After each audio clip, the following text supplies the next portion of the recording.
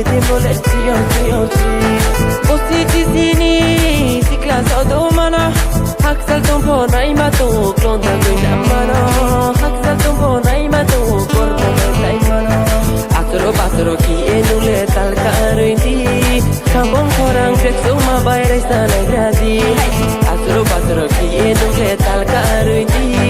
Kampong korang kekso ma bayar sana gradi Ono ko aray sana gradi Kanga to yemano na yemato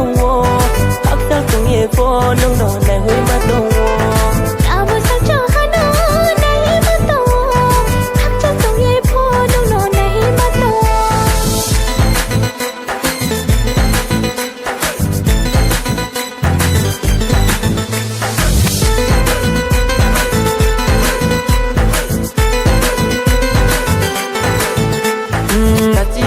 bahan yuk le ang bai insang khato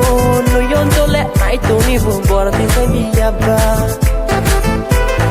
nachi pura bahan yuk le ang bai insang khato no yon to le ai to ni bu bor ti sai bi yaba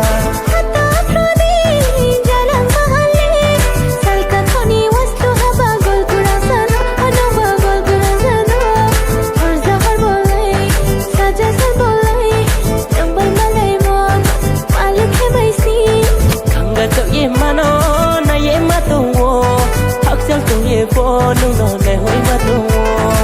amo sa cha hano na ye ma to hak cha tung ye phone nung no ne hi ma to de hoi de hoi de hoi de hoi de hoi de hoi toi la de hoi de hoi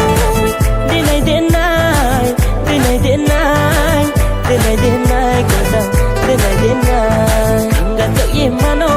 na ye ma to hak cha tung ye phone nung no ne hoi